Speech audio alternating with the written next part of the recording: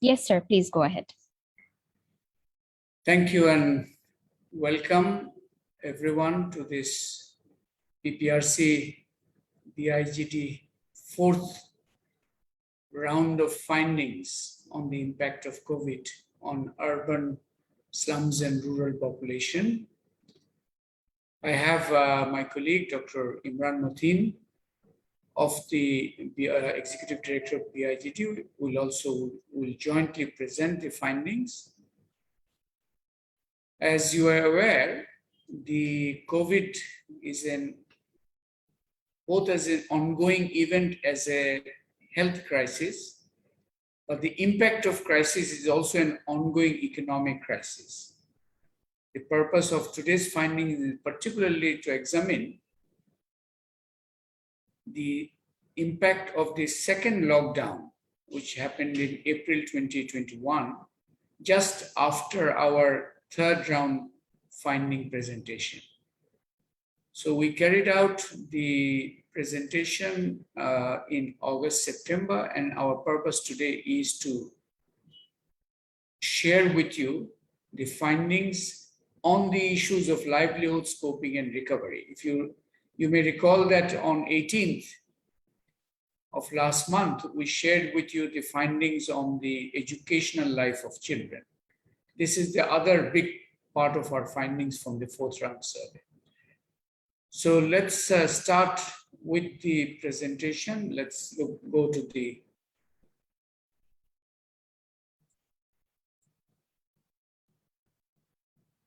yes. So we have the presentation, and it's we are looking at, as I said, fourth round of the findings next. And the respective team members. On this survey, let's just have a look at this. As I mentioned, PPRC and BIGT jointly have carried out 4 rounds of this survey at critical points in the time cycle. The first survey was done right after the first lockdown in 4 to 12 April 2020. The second survey was done when the impact of the first lockdown effects were being seen after the lockdown had been withdrawn. That was in June 20 to July 2nd on, that's a mistake, it's 2020, please correct that. The second round was in 2020. The third round was essentially in March this year, when we were looking at the recovery effects. By then, the economic recovery had been underway. We were looking at that, but during our presentation, we also saw of the third round that a new wave of the infection had descended on Bangladesh, and there was a second lockdown. So our fourth round was to examine the after effects of the second lockdown. Where do things stand?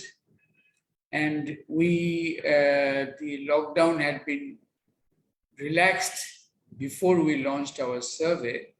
So we were able to capture the impact of the second lockdown and also the longer term story. Next.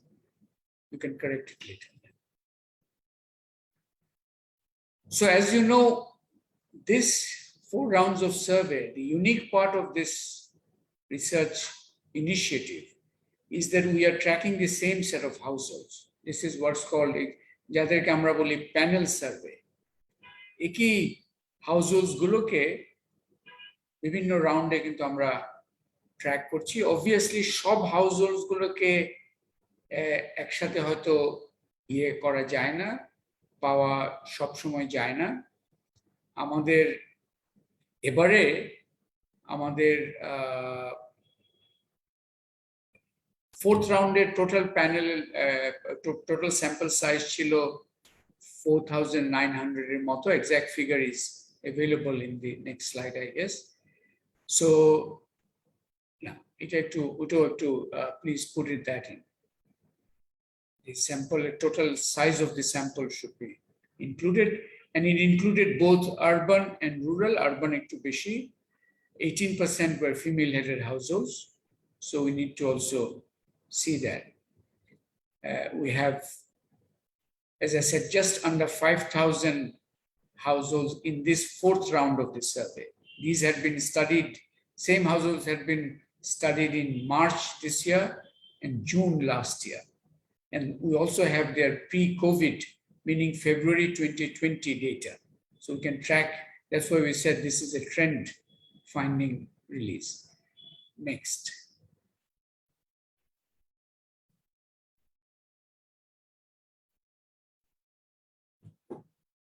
Next. Okay, is from the side of the, is Zareen or Abin? Is back, okay. I think it's back. So we will, I'll request our colleague PPRC and BIGT to do these little corrections. You know, the sample number has to be inserted and the correction on the second round survey date has to be corrected. এবারে আমরা যে প্রেজেন্টেশনটা করব, এখানে basically 4টা segment আছে। একটা হচ্ছে যে আমরা প্রথমটা দেখতে চাচ্ছি যে সেকেন্ড লকডাউন হলো তার ইম্প্যাক্টটা কি হলো, সেটা আলাদা। প্রথমে ওটাই দেখতে চাচ্ছি, ওটাকে আমরা বলছি ডিসরাপ্টেড রিকভারি। কারণ গত বছরের জুন থেকে মার্চ 21 পর্যন্ত এক ধরনের রিকভারি প্রসেস চলছিল, বাট সেকেন্ড লকডাউনের ফলে রিকভারি হ্যাজ বিন ডিসরাপ্টেড। এই আমরা impact of the second lockdown আমরা প্রথমে আপনাদের সাথে ফাইন্ডিংস গুলো তুলে ধরবো। এরপরে আমরা যেহেতু 4টা রাউন্ড করা হয়ে গেছে, আমরা একটু লঙ্গার স্টোরিটা বলবো। এই যে 18 মাসের যে কোভিড বাংলাদেশ অতিক্রম করেছে, এই পুরো সময়কালের একটা নেরেটিভ আমরা চেষ্টা করব, এবং এটাকে আমরা বলছি যে ডিস্ট্রেসড রেজিলিয়েন্স। এখানে এক ধরনের টিকে থেকেছে, কিন্তু টিকে থেকেছে অনেকটা শক্তির ক্ষয়ের মাধ্যমে। সো এইটা হবে যে আমাদের second part of the findings. Third part হচ্ছে যে আমরা new poor and poverty dynamics নিয়ে বলবো, এবং লাস্টলি আমরা পলিসি মেসেজ নিয়ে বলবো। নেক্সট, এটা হচ্ছে যে the disrupted recovery. Imran, would you like to go ahead? Thank you, Zillu ভাই। তো প্রথমে জিলু ভাই যেরকম বলছিলেন, প্রথমে আমরা সেকেন্ড লকডাউন যেটা হয়েছে সেটা ইম্প্যাক্টটা নিয়ে আলাপ করছি। সেকেন্ড লকডাউনের ইম্প্যাক্টটা মূলত প্রথমে আলাপ করবো, তারপরে 18 মাসের যে ন্যারেটিভ যে গল্পটা সেটা আপনাদের সামনে তুলে ধরবো। তো প্রথম যেটা সেকেন্ড লকডাউনে আমরা ওভারঅল দেখছি যে একটা ইনকাম, ওভারঅল একটা অন অ্যাভারেজ ইনকাম ড্রপ হয়েছে, 16% ইনকাম ড্রপ বিটুইন মার্চ এবং অগস্টের মধ্যে। সেকেন্ড লকডাউনের এটাই মূল, যেটাকে আমরা ডিসরাপ্টেড রিকভারি বলছি। জুন থেকে মার্চে একটা মানে ওভারঅল অন অ্যাভারেজ ইনকামের একটা রিকভারি হচ্ছিল, যদিও সেটা প্রি কোভিড ইনকামের চেয়ে নিচে ছিল, কিন্তু সেটা আরো নিচে এখন বর্তমানে নেমে গেছে। আরেকটা জিনিস যেটা, সেটা হচ্ছে যে প্রথম লকডাউনে, যেটা যদি আমরা ওই ফেব্রুয়ারি থেকে জুন এটার একটা কম্প্যারিজন করি এবং এখনকার লকডাউনের কম্প্যারিজন, তাহলে প্রথম লকডাউনে 43% একটা ইনকাম ড্রপ, এবার 16% ইনকাম ড্রপ। কিন্তু এই 16% ইনকাম ড্রপের বেসটা কোভিড এর বেসের চেয়ে নিচে ছিল। মানে প্রি কোভিডে যে 114 গড়ে ইনকাম যেটা ছিল, সেটা মার্চে গিয়ে 105, 105 থেকে 16% নেমে যাওয়া একটা কিউমুলেটিভ এফেক্টটা দেখতে হবে, শুধুমাত্র একটা পার্টিকুলার পয়েন্ট ইন টাইমের এফেক্ট না। আমরা পরবর্তী স্লাইডে যাই। এরপরে আমরা যেটা দেখতে চাচ্ছি সেটা হচ্ছে যে বিভিন্ন ধরনের যে পভার্টি গ্রুপ আছে, extreme poor, moderate poor, vulnerable, non poor, এগুলো February poverty category, poverty grouping আর কি, ইনকাম ক্যাটাগরি বলা যায়। তো সেই হিসাবে আমরা যদি এখনকার অবস্থায় এই লকডাউনের এফেক্টটা আমরা যদি এটাকে যদি ভাগ করি, তাহলে যেটা দেখা যাচ্ছে বা ডিসঅ্যাগ্রিগেট করে দেখা যাচ্ছে, প্রত্যেকটা পভার্টি গ্রুপে একটা ইনকাম একটা এফেক্ট হয়েছে এই সেকেন্ড লকডাউনে। সেটা এক্সট্রিম পুয়ারদের ক্ষেত্রে একটু বেশি, অন্যদের ক্ষেত্রেও প্রায় কাছাকাছি একটা ইনকাম ড্রপ বেসিক্যালি রয়েছে। এটা নিয়ে আমরা পরবর্তীতে লং পিকচারে আরো আরো আরো আরো কিছু পার্সপেক্টিভ আমরা আনবো। Next slide please. এখানে যেটা এরপরে যেটা আমরা দেখার চেষ্টা করেছি সেটা হচ্ছে যে আসলে রুরাল আরবানের আমরা যদি ভাগ করি এই পভার্টি ইয়েটা এফেক্টটা সেকেন্ড লকডাউনের এফেক্টটা, তাহলে আমরা আগেও যেটা এর আগে সার্ভেতেও যেগুলো দেখেছি সেটা হচ্ছে যে একটা আরবান এফেক্টটা অনেক বেশি, এবং সেটা আমরা এই সেকেন্ড লকডাউনের ক্ষেত্রেও সেটা আমরা দেখি। আরবানে 18% ইনকাম কমেছে এই সেকেন্ড লকডাউনে অন অ্যাভারেজ। আরবান স্লামে আমাদের স্যাম্পলটা আরবান স্লাম, সুতরাং এটা নন স্লাম পপুলেশন আর স্লাম পপুলেশনের কথা মূলত। কিন্তু রুরালে সেটা 15% রিডাকশন। মানে যেটা একটু মানে দেখার দরকার সেটা হচ্ছে যে আমরা যদি একদম কোভিড এর আগের ইনকামের সাথে মানে তুলনা করি, তাহলে কিন্তু এখন আমরা যদি আপার আপার পভার্টি লাইনটা নেই আরবানে, সেটা এখন কিন্তু এখন বর্তমানে যে অ্যাভারেজ আরবান স্লামের ইনকাম সেটা কিন্তু আরবান আপনার আরবান পভার্টি আপার পভার্টি লাইনের নিচে এখন 85 বেসিক্যালি আছে, যেটা আমরা দেখছি আরবান। যেটা রুরালে মানে রুরালেও আপনার আপার পভার্টি লাইনের একটু উপরে, কিন্তু সেটা মানে কোভিড এর আগে আরো আরো অনেক উপরে ছিল, 104-এ ছিল, যেটা এখন 91 নেমে এসছে। এখানে আমরা পরবর্তীতে লং পিকচারে আরো কিছুটা পার্সপেক্টিভ আনবো। Next slide please. আমরা যদি আরেকটু আনপ্যাক করি, এই সময় আমরা জিজ্ঞেস করেছিলাম বা আমাদের একটা প্রশ্ন ছিল যে তারা আমাদের স্যাম্পল হাউসদেরকে কি ধরনের তারা কাজ যেগুলো পাচ্ছে সেটার ব্যাপারে কি মানে কাজটা পর্যাপ্ত পরিমাণে কাজ পাচ্ছে কিনা, কিংবা যেই লেভেলে তারা কাজ করতে চায় সেই লেভেলে তারা কাজ পাচ্ছে কিনা। এটা গত এক সপ্তাহের একটা ইনফরমেশন আনা হয়েছে। সেখানে আমরা দেখেছি দেখছি প্রায় 70%, 69% বলেছে যে did not have enough or expected level of work last উইকে। তো এখানে একটা আমরা একটা মানে কাজ পাওয়ার ক্ষেত্রে একটা একটা সবাই কি ইমরানের বক্তব্য পরিষ্কার সাউন্ড পরিষ্কার শুনতে পাচ্ছে? অলরাইট, একজন মনে হয় ইয়ে করেছিল। আচ্ছা, শোনা যাচ্ছে না? কয়েকজন বলছে যে No, it's muffled. এখন কি একটু better? audio quality No, audio is very like distant and muffled. আচ্ছা, ইমরান তুমি কি আর একটু চেষ্টা করবে তোমার কাছে নিয়ে আসতে? বা আমি দেখছি এখন কি এনি বেটার নাকি? ইমরান তুমি একটু চেক করো, আই উইল কন্টিনিউ। এই পার্টটা আমি কন্টিনিউ করি, you come back on the long story দেন। ঠিক আছে, ওকে। সো যেটা দেখলেন যে আমরা income shock impact of the second lockdown, সেটা তো একটু আগে বললাম। There was also an employment shock. 69% said that they did not have enough expected level of work last week.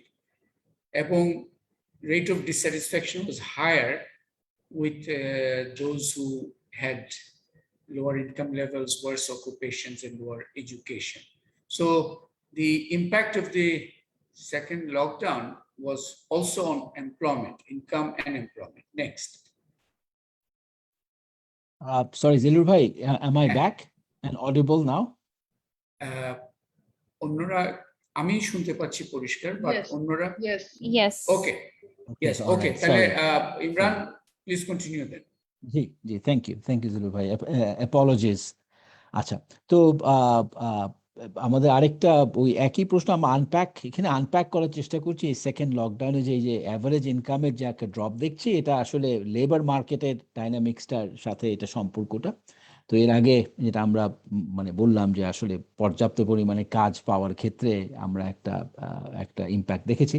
এইখানে যখন জিজ্ঞেস করা হয়েছে যে মানে কি কারণে পর্যাপ্ত পরিমাণে কাজ পায়নি মানুষজন, কিংবা এক্সপেক্টেড লেভেল অফ কাজ পায়নি, এটা মূলত লকডাউন একটা, তো অবশ্যই লকডাউনের পর এবং লকডাউনের মধ্যেই মানে লকডাউনের একটা এফেক্ট থাকবে, কিন্তু কাজ পাওয়া যাচ্ছে না এটা কিন্তু মোর লঙ্গার টার্ম একটা আমার মনে হয় ফেনোমেনা, যে নো ওয়ার্ক ফাউন্ড, এটা একটা বড় ধরনের একটা কারণ হিসাবে এসছে। এবং এটা অ্যাগ্রিগেট ডিমান্ড স্ট্রাকচারের অবস্থাটা কি হচ্ছে আমার মনে হয় সেটা কিছুটা এখানে আমরা ইঙ্গিত পাচ্ছি। ইলনেসও এসছে, ইলনেসটাও একটা একটা মানে রিলেটিভলি ইম্পর্টেন্ট একটা একটা রেসপন্স হিসাবে এসছে পরবর্তীতে প্লিজ। আমরা ফুড সিকিউরিটির ব্যাপারে প্রশ্ন ছিল, এবং সেখানে আমরা যেটা দেখছি যে এই সেকেন্ড লকডাউনে ফুড সিকিউরিটির উপরে একটা একটা অভিঘাত আমরা দেখছি, যেটা কিছুটা ফুড সিকিউরিটিতে কিছুটা ইমপ্রুভমেন্ট হচ্ছিল জুন থেকে মার্চে, সেটা বিশেষ করে আরবান স্লাম পপুলেশন এবং চিটাগং হিল ট্র্যাক্স পপুলেশন একটা বড় ধরনের আমরা জাম্প দেখছি ফুড ইনসিকিউরিটি লেভেলে। যদিও স্যাম্পল খুব ছোট আমাদের চিটাগং হিল ট্র্যাক, কিন্তু তারপরে আমার মনে হয় এটা এটা একটু দাবি রাখে একটু হাইলাইট করার, এবং আমার মনে হয় এটা নিয়ে আলোচনার দরকার, আরেকটু আনপ্যাক করা দরকার যে এই ধরনের ফুড ইনসিকিউরিটি তার ইয়েটা কি। Next slide please. আমরা অবশ্যই যেহেতু লকডাউনের ইম্প্যাক্টের দিকে দেখছি, সুতরাং কি ধরনের তারা রিলিফ সাপোর্ট পেয়েছে এই সময়ের ভেতরে সেকেন্ড লকডাউন সময়, সেটা একটা ইম্পর্টেন্ট একটা এরিয়া। এবং এটা আমরা ফার্স্ট লকডাউনের সাথে যদি কম্পেয়ার করি, যেটা আমরা দেখছি যে ওভারঅল এবং রুরাল আরবান দু জায়গাতেই আমরা যেটা দেখছি, এক হচ্ছে যে মানে পার্সেন্টেজের দিক থেকে অনেক অনেক কম percentage of households actually reported receiving any kind of relief প্রথম লকডাউনের তুলনায়। এটা হচ্ছে একটা রিয়ালিটি। আরেকটা রিয়ালিটি, এটা আমরা গতবারে যেরকম দেখেছি, মানে গত লকডাউনের সময় আরবান স্লাম একটা প্রায়োরিটি পেয়েছিল, এবং উইচ ইজ গুড, কারণ আমরা দেখেছি যে আরবান স্লামের অভিঘাতটা অনেক বেশি, এবং সেটা আমরা সেকেন্ড লকডাউনের ক্ষেত্রেও যেই ডিস্ট্রিবিউশনটা রুরাল এবং আরবানের ভিতরে, সেখানে আমরা দেখি যে আরবান রিলেটিভ প্রায়োরিটি পেয়েছে, কিন্তু overall percentage of household receiving relief is lower than the first lockdown. আমার মনে হয় this is important to point out. Next slide please. তারপর আমরা দেখেছি কোপিং এই সময়, তাহলে এই লকডাউনের সময় মানুষজন কোপ করলো কিভাবে, এবং এগেন ফার্স্ট লকডাউনের সাথে সেকেন্ড লকডাউন আমরা এখানে কম্পেয়ার করেছি, এবং সেখানে যেটা দেখেছি যে মূলত ঋণ, নানা ধরনের ঋণ, শপকিপারের কাছ থেকে ঋণ নেওয়া, লোন, এইগুলো একটা এইগুলো বেড়েছে। নেইবার্সের কাছে সাহায্য নেওয়া, ইনফর্মাল বা সোশ্যাল সাপোর্ট, এটাও আগের চেয়ে বেসিক্যালি মানে এটাও একটা ইম্পর্টেন্ট একটা ক্যাটাগরি ছিল। সেভিংস এর উপর রিলায়েন্স প্রচুর পরিমাণে কমেছে, এটা একটা আমরা দেখেছি। আগে 15% গত লকডাউনে, এবার 3%। অবশ্যই যেহেতু কিছু রিকাভারি হয়েছে এর মধ্যে, সুতরাং হাউস হোল্ড ইনকামের উপরে ইয়েটা বেড়েছে, রিলায়েন্সটা বেড়েছে, কিন্তু মূল জিনিস লোন এবং দোকান বাকি, এগুলোর উপর রিলায়েন্স, এগুলো has been more important coping mechanism, social coping mechanism, এবং সেভিংস এর উপর রিলায়েন্স সেটা অনেক অনেক অনেক কমেছে, এবং এটা নিয়ে আমরা পরবর্তীতেও কিছু আলোচনা করব। Next slide please. আমরা ওই মানে এখন এখন মানে যেহেতু মানে সেকেন্ড লকডাউনের সময়ে মানে ফিয়ার অফ ভাইরাসটা একটা ইম্পর্টেন্ট জিনিস। এটা আমরা প্রথম লকডাউনের সাথে কম্পেয়ার করিনি, কিন্তু আগের তুলনায় 44% মানুষ বলেছে আগের তুলনায় এখন তারা দে আর লেস এফ্রেইড অফ দ্য ভাইরাস, এবং যেটা আগে মানে 20% বলেছে আগের চেয়ে বেশি, তার মানে প্রায় দ্বিগুণ, মানে আগের চেয়ে কম বেসিক্যালি বলেছে, আগের চেয়ে বেশি যত বলেছে তার চেয়ে প্রায় দ্বিগুণ আগের চেয়ে কম ভাইরাস ফিয়ার ফ্যাক্টর। সুতরাং ফিয়ার ফ্যাক্টর অনেক কমে এসছে, এটা স্পষ্ট দেখা যাচ্ছে, এবং এটার একটা ইম্প্যাক্ট অবশ্যই একদিকে ইনকাম আর্নিং এর ক্ষেত্রে অবশ্যই থাকবে, কিন্তু অন্যদিকে আবার বিহেভিয়ারাল এটার ডিমেনশনও আছে, যেহেতু আমাদের লিভিং উইথ করোনা, এটাই আমাদের স্ট্র্যাটেজি সামনে চিন্তা করতে হবে, যেটা আমরা পলিসি মেসেজ আনবো, এটার একটা ইমপ্লিকেশনস আছে in terms of hygiene behaviour as well. কিন্তু আমরা লকডাউন সম্পর্কে জিজ্ঞেস করেছিলাম যে এটাকে এফেক্টিভ কিরকম মনে করেছে সেকেন্ড লকডাউনের ক্ষেত্রে, এবং সেখানে একটা স্প্লিট আমরা এক ধরনের ভিউজ পাচ্ছি, যেখানে অলমোস্ট ইকুয়াল প্রপোর্শন বলেছে যে এফেক্টিভ, আর ইকুয়াল আরেকটা 40% বলেছে যে এটা এফেক্টিভ ছিল না। Next slide please. এখন আমরা লঙ্গার টার্ম 18 মান্থ স্টোরিটা বলবো। জিলুর ভাই, এবার কি আপনি এটা বলতে চান নাকি you want me to continue? Let me just start off, but I'll bring you in again. আমরা এতক্ষণ আপনারা দেখলেন যে এক মিনিট ইয়েতে থাকুন, আমরা এতক্ষণ দি সেকেন্ড লকডাউনের ইম্প্যাক্টটা নিয়ে বিভিন্ন পরিসংখ্যানের মাধ্যমে তুলে ধরলাম। এটা খুব গুরুত্বপূর্ণ ছিল যে সেকেন্ড লকডাউনের ইম্প্যাক্টটা আলাদা করে বুঝাটা। কিন্তু এখন আমরা একটু ওভার দ্য ইয়ার, এই যে গত বছর মার্চ থেকে এই কোভিড এর ইম্প্যাক্ট বাংলাদেশের উপর শুরু হলো, এখন তো নভেম্বর, কিন্তু আমরা সার্ভেটা শেষ করছি সেপ্টেম্বরের প্রথম দিকে। 18 মাসের এই যে কোভিড সময়কাল পার করলো বাংলাদেশ, এখানে পার্টিকুলারলি এখানে যারা একটু তুলনামূলকভাবে লেস ওয়েল অফ, ওই হাউসহোল্ড গুলো, ওই পরিবারগুলো কিভাবে ম্যানেজ করেছে, এবং এই পুরো 18 মাসের গল্পটা আমরা এই দুইটা শব্দের মাধ্যমে তুলে ধরতে চাচ্ছি। একদিকে হচ্ছে রেজিলিয়েন্স, বাংলাদেশ তো করতে চায়, টিকে থাকার চেষ্টা, কিন্তু এই রেজিলিয়েন্সের গল্পের মধ্যে এখন আমরা কিছু ডিস্ট্রেস ফিগারও দেখতে পাচ্ছি। Next, and Imran, please continue from here again. Okay, thank you. তো তো আমরা এই 18 মাসের ডিস্ট্রেস রেসিলিয়েন্সের গল্পটাকে কয়েকটা ডাইনামিক্সের ভেতর দিয়ে বোঝার চেষ্টা করব। প্রথমে আমরা ইনকাম ডাইনামিক্সটা একটু দেখি ওভারঅল। আচ্ছা, নেক্সট স্লাইড প্লিজ। তো ইনকাম ডাইনামিক্স, যেটা আমরা যে ওভারঅল একদম overall on average rural urban slam মিলে যে গল্পটা পাচ্ছি, সেটা হচ্ছে যে ইনকাম শক সেটা আসলে ট্রানজিটরি না। 18 মাস পরেও আমরা দেখছি যে পার ক্যাপিটা ইনকাম লেভেল 23% নিচে, 114 ছিল অন অ্যাভারেজ, এখন 88, যেটা আসলে রুরাল আপার পভার্টি লাইনের সমান, যেটা অন অ্যাভারেজ। হ্যাঁ, যেটা আসলে আগে আপার পভার্টি লাইন থেকে অনেক অনেক বেশ কিছু উপরে ছিল। সুতরাং এটা হচ্ছে যে আমাদের একদম মোটা দাগে 23% lower then pre covid level income level আমরা পাচ্ছি অন অ্যাভারেজ পুরা স্যাম্পলে। Next slide please.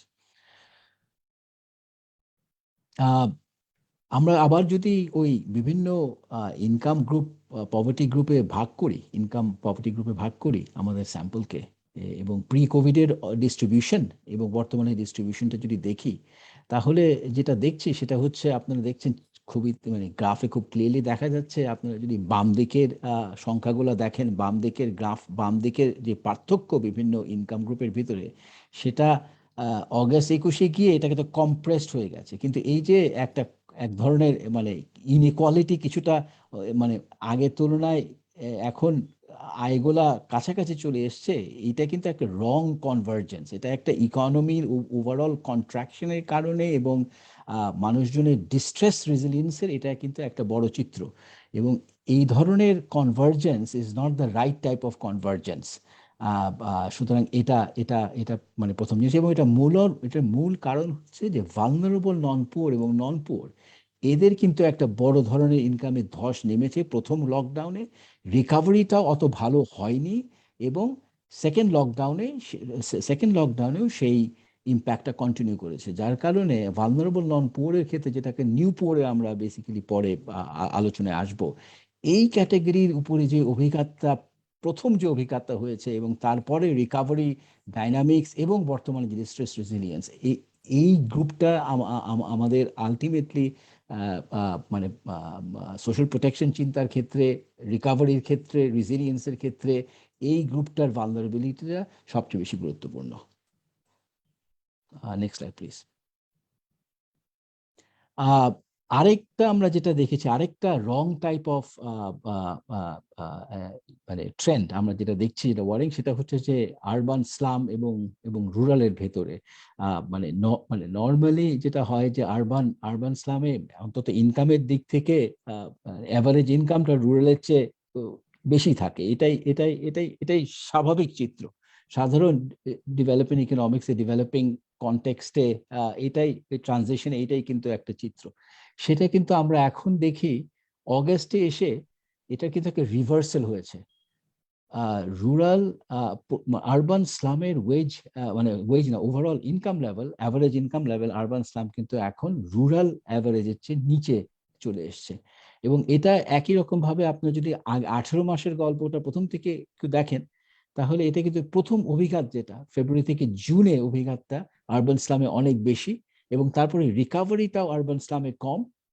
জুন থেকে মার্চের আপনার যদি দুই লাইনের ভিতরে পার্থক্য দেখেন, এবং সেখানে কিন্তু একটা ক্রিস ক্রস হচ্ছে আমাদের দুইটা ট্রেন্ডের ভিতরে, এবং সেটা কিন্তু সেকেন্ড লকডাউনে গিয়ে আমরা সেটার কন্টিনিউশন দেখতে পাচ্ছি।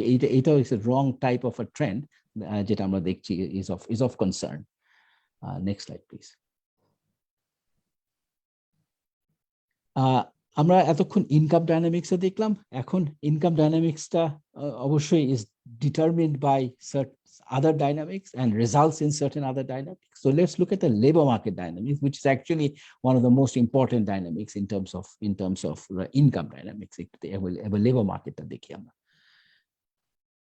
তো এখানে লেবার মার্কেটে প্রথমে মানে কাজ কোনো ধরনের ইনকাম আর্নিং এর সাথে না থাকা, কোনো ধরনের ইনকাম জেনারেটিং অ্যাক্টিভিটির সাথে না থাকা, সেটা আমরা দেখছি যে সেটার অবস্থাটা কি, এবং সেটা আমরা দেখছি ওভার পিরিয়ড অফ টাইম বাড়ছে। এবং এটাও মানে প্রায় বিশেষ করে আপনার আরবান স্লাম এরিয়াতে দেখেন আগে 7% ছিল, এখন সেটা প্রায় দ্বিগুণের বেশি হয়ে গেছে, 15% আউট, মানে কোনো ধরনের ইনকাম আর্নিং অ্যাক্টিভিটির সাথে জড়িত না পপুলেশন, যেটা পাচ্ছি। আরেকটা ইন্টারেস্টিং, যেটা আগের রিভার্সালের সাথে আরবান রুরালের রিভার্সালের সাথে এখানে এটার একটা কানেকশন আছে এবং থাকবেই, সেটা হচ্ছে আপনারা দেখবেন যে রুরাল এবং আরবানের ভিতরে কোনো ধরনের ইনকামের সাথে না থাকা ফেব্রুয়ারিতে কিন্তু আরবানে কম ছিল, রুরালে মানে সরি মানে রুরালে 9% এবং আরবানে 7%, 2% point difference in favour of urban slum. Urban স্লামে ইকোনমিক অ্যাক্টিভিটি ইনকামের সাথে জড়িত থাকা সম্ভাবনা একটু বেশি, যার কারণে ওখানে একটা আরবান অ্যাডভান্টেজ ছিল, যেটা অগস্টে গিয়ে রিভার্সাল হচ্ছে। অগস্টে গিয়ে রুরালে 13% কোনো কাজের সাথে জড়িত না, আরবানে 15% কোনো কাজের সাথে জড়িত না। এখানে এক ধরনের রিভার্সাল হচ্ছে রুরাল আরবান। সুতরাং আরবান ইসলামের মানে যেই আমরা ইম্প্যাক্টের যেই কোভিড ইম্প্যাক্টের যেই ফেজ, সেটা কিন্তু বারবার আসছে। Next slide please. এরপরে আমরা যদি এগেন লেবার মার্কেট ডাইনামিক্সে ট্রানজিশন গুলো দেখি যে কি ধরনের কাজ আগে করতো এবং তারপরে এখন শিফট গুলা কিরকম হচ্ছে। তো একটা হচ্ছে প্রথম তো এক shift is the predominant story. এই সময় অগস্ট তারা প্রি কোভিড অকুপেশন থেকে অগস্টে শিফট হয়েছে, বেশিরভাগ ক্ষেত্রে শিফট হয়েছে, 70 to 30% মানুষের শিফট করেছে বিভিন্ন ধরনের অকুপেশন প্যাটার্ন। কিন্তু সবচেয়ে যেটা চিন্তার, সেটা স্কিল লেবার যদি আমরা দেখি, যেটা আসলে মূলত ভালনারেবল নন পোরদের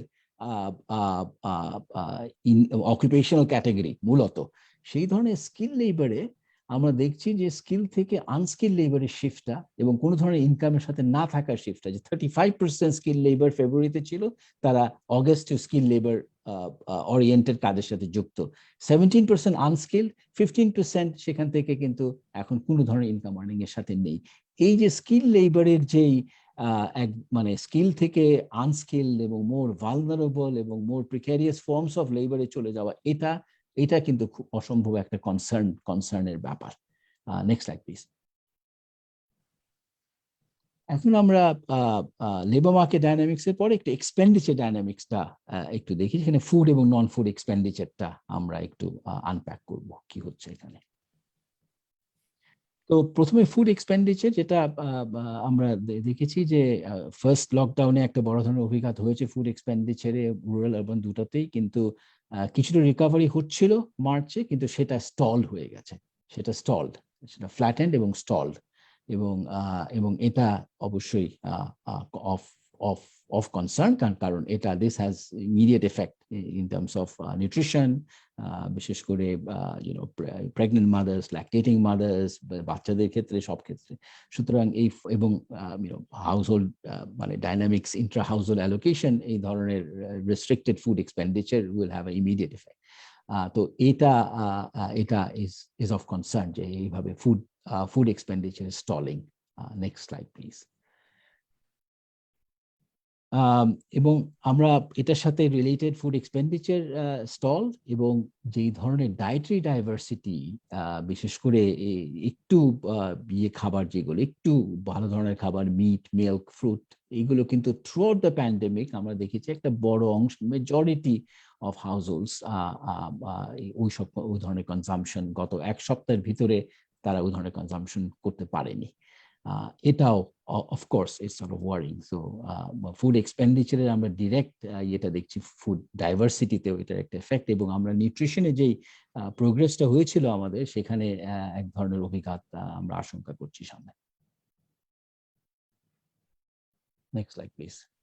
এরপর আমরা নন ফুড এক্সপেন্ডিচারের দিকে যদি তাকাই, সেখানে প্রথমে আমরা আরবান স্লামে আমরা দেখছি যে প্রতিটা ক্যাটাগরিতেই ফুড নন ফুড এক্সপেন্ডিচার বেড়েছে, এবং ওভারঅল নন ফুড এক্সপেন্ডিচার প্রায় দ্বিগুণ হয়েছে, 494 টাকায় ছিল। এটা সব কনস্ট্যান্ট প্রাইসে করা, সুতরাং ইনফ্লেশন অ্যাডজাস্টেড, সেটা এখন প্রায় দ্বিগুণ হয়েছে 964 টাকা নন ফুড এক্সপেন্ডিচার ওভারঅল। এবং প্রতিটা ক্ষেত্রে medical, house rent, utility cost, প্রতিটা ক্ষেত্রে এটা বেড়েছে। এবং এটার পেছনে যেই প্রত্যেকটা মার্কেটের এবং প্রত্যেকটা সার্ভিসের যেই মেকানিজম, যে গভর্নেন্স, রেগুলেটরি মেকানিজম, মানে এগুলোর কিছুটা মানে এগুলোর যে weakness in terms of being responsive two such crisis, এটাই কিন্তু এটা মানে মোটামুটি তুলে ধরে। Next slide please. আমরা একই রকম ভাবে আমরা যদি রুরাল হাউসহোল্ডে দেখি, সেখানে রেন্ট তো সেটা এটা একটা প্রিডমিনেন্ট ক্যাটাগরি না আমাদের রুরাল রিয়ালিটিতে, কিন্তু অন্যান্য সব কিছুতেই আমরা একই রকম একটা ট্রেন্ড দেখি, যদিও ওভারঅল লেভেলটা আরবানে বেশি, overall level of expenditure in each category is higher in urban compare to rural, কিন্তু ট্রেন্ডটা হচ্ছে রুরালে কিন্তু আরো বেশি ইনক্রিজ হয়েছে ইন টার্মস অফ চেঞ্জ, 3 গুণ বেড়েছে। আরবানে দেখেছি দ্বিগুণ বেড়েছে, কিন্তু মানে ওভারঅল লেভেলটা হায়ার। কিন্তু এটা রিয়ালিটি হচ্ছে যে আরবান রুরাল দু জায়গাতেই আমরা একটা বড় ধরনের নন ফুড এক্সপেন্ডিচার একটা বড় ধরনের ইম্প্যাক্ট দেখি, এবং this obviously has kind of important implications. এটা আমরা মাইগ্রেশনে কিছুটা পরে দেখবো। Next slide please.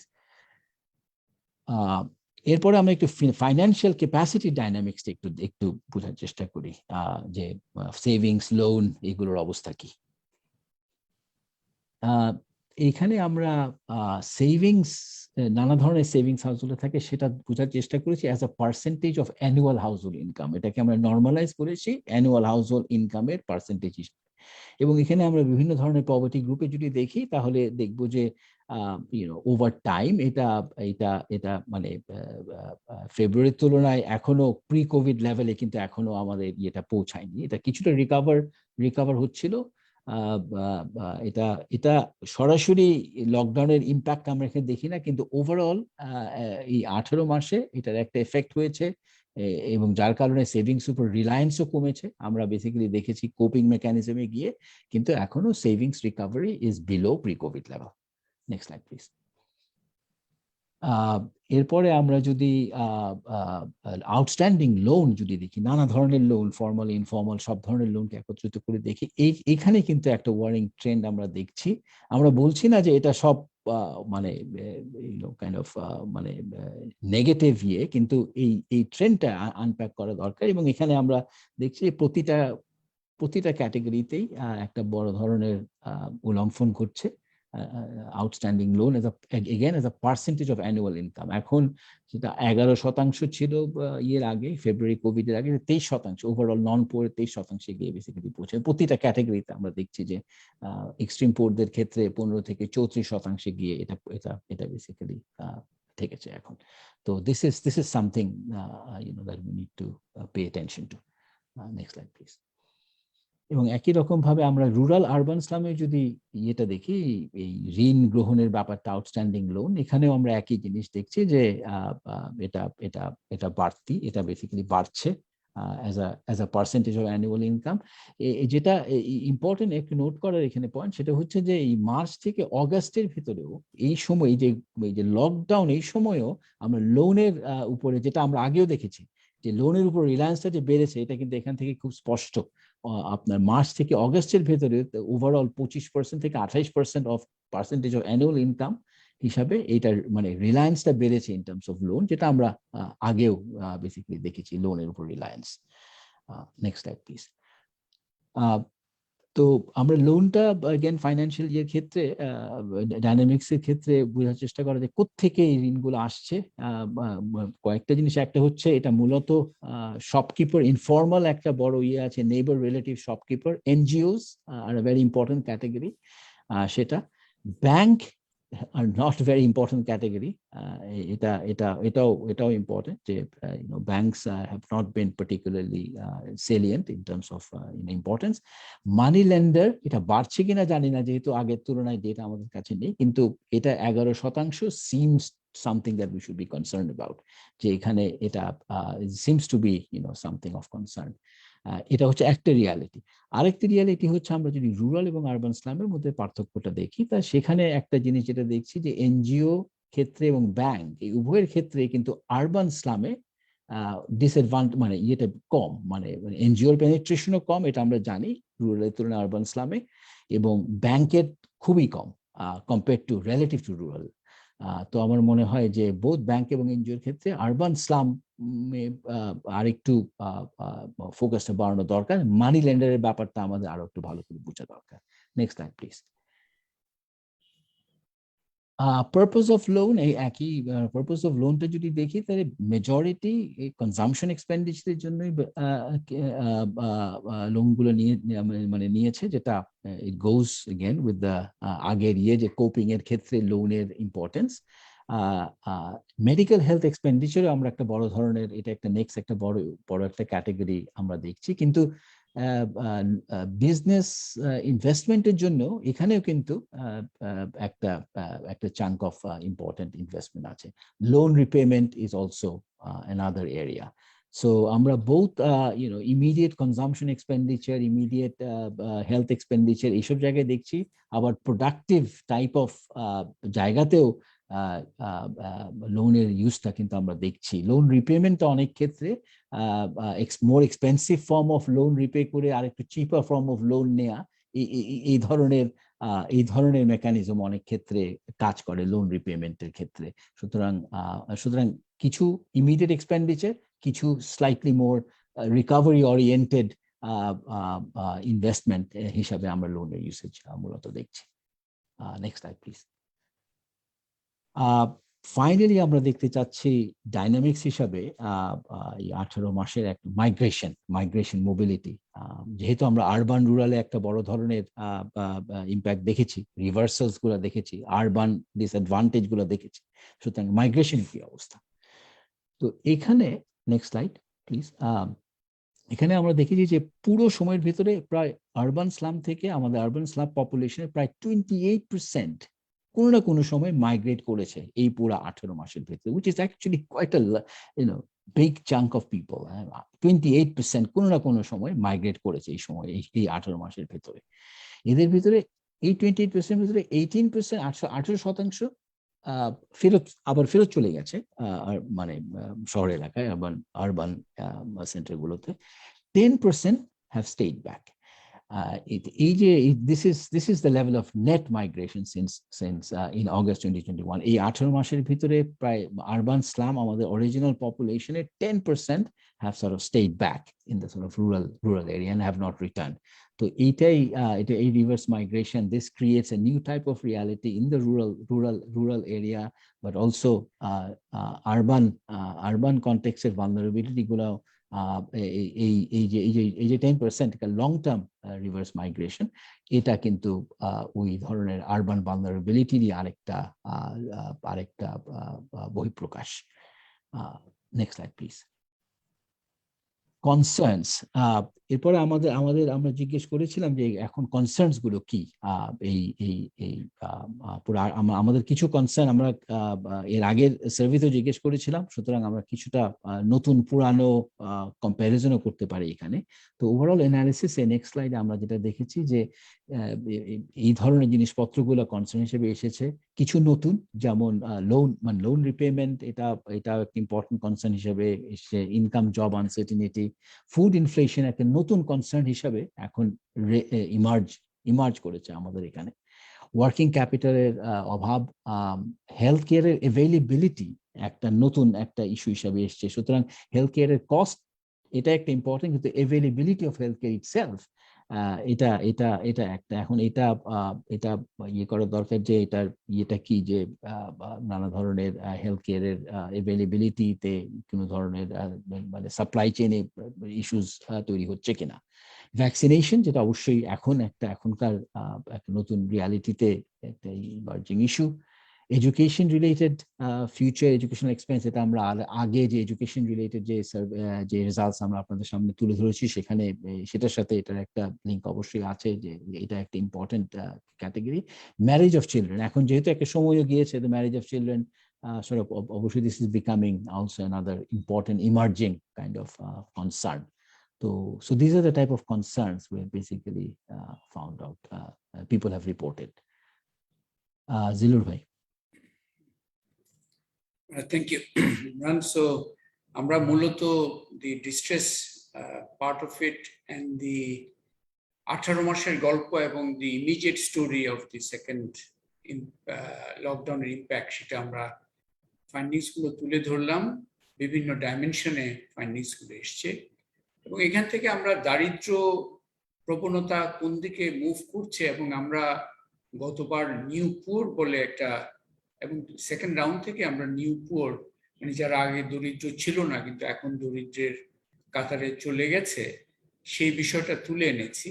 এখন আমরা সেটার উপর ব্রিফ কিছু তথ্য দিচ্ছি। Next, Imran, why don't you continue? I will come in at the next. ঠিক আছে, ওকে। তো নিউপুর এবং আমরা ওভারঅল যেটা দেখছি আসলে আমাদের স্যাম্পলের ভিতরে রুরাল স্যাম্পলের আমরা দেখছি যে 10% পয়েন্ট ইনক্রিজ হয়েছে পভার্টির, 10% পভার্টি বেড়েছে আমাদের রুরাল স্যাম্পলে। আরবান স্লাম স্যাম্পলে 22% পয়েন্ট পভার্টি ইনক্রিজ হয়েছে। তা আরবান স্লাম স্যাম্পলে আমাদের দ্বিগুণ, রুরাল স্যাম্পলের তুলনায় দ্বিগুণ আরবান স্লাম স্যাম্পলে আমাদের পভার্টি ইনক্রিজটা আমরা আমাদের স্যাম্পলে দেখতে পাচ্ছি। Next slide please. তো এটাকে আমরা যদি ওই যে নিউ পুয়ারের ন্যাশনাল এস্টিমেশন আমরা যেটা আগে সার্ভেগুলো থেকে করে এসছে, সেটা হচ্ছে যারা ভালনারেবল নন পুয়ার, যারা পভার্টি লাইনের উপরে ছিল, কোভিডের আগে পভার্টি লাইনের উপরে ছিল কিন্তু ন্যাশনাল মিডিয়াম ইনকামের নিচে, এই পপুলেশন ভালনারেবল নন পুয়ার, এই পপুলেশনটা যারা মানে তাদের ডাইনামিক্স, তাদেরকে আমরা নিউ পুয়ার বলছি, তাদের ভিতরে যারা এই কোভিডের সময়ে পভার্টি লাইনের নিচে চলে এসছে, এবং সেটার উপরে ভিত্তি করে আমরা একটা ন্যাশনাল এস্টিমেশন করেছি। আমাদের বর্তমান এস্টিমেশন অনুযায়ী 19.5% অফ দ্য মানে নিউ পুয়ার এখন মূলত নতুন করে দরিদ্র হয়েছে। মানে টোটাল পপুলেশনের 19.5%, যেটা জুনে প্রথম অভিজ্ঞতা 21% নতুন করে দরিদ্র হয়েছিল টোটাল পপুলেশনের, যেটা মার্চে রিকভারির কারণে 14.75-এ নেমে এসেছিল, সেটা এখন সেকেন্ড লকডাউনে গিয়ে আবার 19.5-এ চলে এসছে। Next slide please. আমরা চেষ্টা করেছি যে একটা বড় ধরনের আসে যে আসলে মানে প্রশ্ন আসে যে এই যে পভার্টি যেটা নতুন করে দরিদ্র হচ্ছে মানুষজন, এটা আসলে কি ট্রানজিটরি নাকি এটা লং টার্ম এক ধরনের দীর্ঘমেয়াদী পভার্টি ট্রেন্ড কিনা। তো সেটা যেহেতু আমাদের এখন 18 মাসের ডেটা আছে, সেটার উপর ভিত্তি করে আমরা এটার কিছু অ্যানালিসিস করতে পারি। এখানে আমরা কেবলমাত্র যারা কোভিডের আগে ভালনারেবল নন পুয়ার ছিল, অর্থাৎ যারা দারিদ্র সীমার উপরে ছিল কিন্তু মিডিয়ান ইনকামের নিচে, ওই গ্রুপটার আমরা এখানে অ্যানালিসিস করেছি আমাদের স্যাম্পলে, এবং সেখানে আমরা দেখেছি যে টোটাল যদি আপনারা দেখেন সেখানে 35% ভালনারেবল নন পুয়ার, যারা কোভিডের আগে নন পুয়ার ছিল কিন্তু মিডিয়ান ইনকামের নিচে ছিল, তাদের 35% তারা এখনো অগাস্টেও এসে তাদেরকে আমরা এখনো দারিদ্র সীমার নিচে দেখি। তার মানে তারা এই পুরো সময়ে আমরা এই 4টা সার্ভে যেহেতু করেছি, এই পুরো সময়ের ভিতরে তারা কিন্তু পভার্টি লাইনের নিচে ছিল। কোভিডের আগে উপরে ছিল, তারপরে সার্ভেগুলোতে তারা পভার্টি লাইনের নিচে হিসাবে তাদেরকে ওই সব হাউসহোল্ডকে দেখেছি আমরা 35%। 56% আমরা দেখেছি যে তারা কোনো না কোনো সময় পভার্টি, হয়তো কোনো একটা টাইম পিরিয়ডে পভার্টি লাইনের উপরে ছিল, তারপরে আবার they move back into under the poverty line. এটাকে আমরা বলছি চার্নিং অর অকেশনালি পুয়ার। আর 8% এরা কোভিডের আগেও ভালনারেবল নন পুয়ার ছিল, এবং কোভিডের এই সময় কোনো সময়ই তারা পভার্টি লাইনের নিচে তাদের আয় মানে আসেনি। সুতরাং একটা বড় অংশ কিন্তু চার্নিং, এটা ইম্পর্টেন্ট, একটা বড় অংশ চার্নিং, এবং এই চার্নিং এর যে ভালনারেবিলিটি এটা কিন্তু অত্যন্ত গুরুত্বপূর্ণ। মানে বোঝায় যে মানে পভার্টি লাইনের উপরে যাচ্ছে নিচে যাচ্ছে, এত একটা কম সময়ের ভিতরে এই ধরনের ইনস এন্ড আউটস এবং এই ধরনের চার্নিং, এটা কিন্তু আনসার্টিনিটি কে রিফ্লেক্ট করে, এবং এটা একটা deep vulnerability. 35%, which is not an insignificant amount, কিন্তু এরা কিন্তু পুরো সময় ধরেই দে আর আন্ডার দ্য পভার্টি লাইন, এই পুরো আমাদের সার্ভে সময় জুড়ে। সুতরাং এটা কিন্তু লং টার্ম পভার্টি। সুতরাং আমরা এক ধরনের long term emerging poverty trap একদিকে দেখছি, অন্যদিকে নতুন এক ধরনের চার্নিং ভালনারেবিলিটি দেখছি। এই দুটোই কিন্তু বেশ কনসার্নিং এবং ড্যামেজিং, এবং এটা আমরা দেখছি যে আরবান স্লামে অনেক বেশি কম্পেয়ার টু রুরালেও আছে। রুরালের চার্নিংটা বেশি, ক্রনিকটা কিছুটা কম, কিন্তু আরবানে চার্নিং এবং ক্রনিক এই দুটোই কিন্তু ইজ ভেরি হাই, এবং this is something that has got very urgent policy অ্যাকশনের দরকার, এখানে পলিসি টেনশনের দরকার। Next slide please.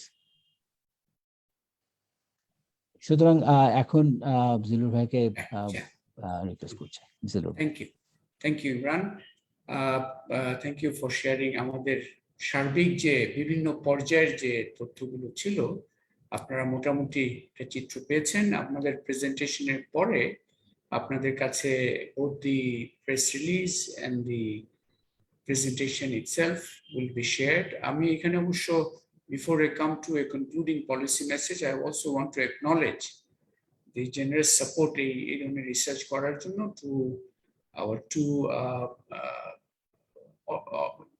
Resource support দিয়েছেন। একটি হচ্ছে ওয়ার্ল্ড ফুড প্রোগ্রাম, আর একটি হচ্ছে FCDO বা UK8। তাদেরকে আমরা অ্যাকনলেজ করছি এবং ধন্যবাদ জানাচ্ছি।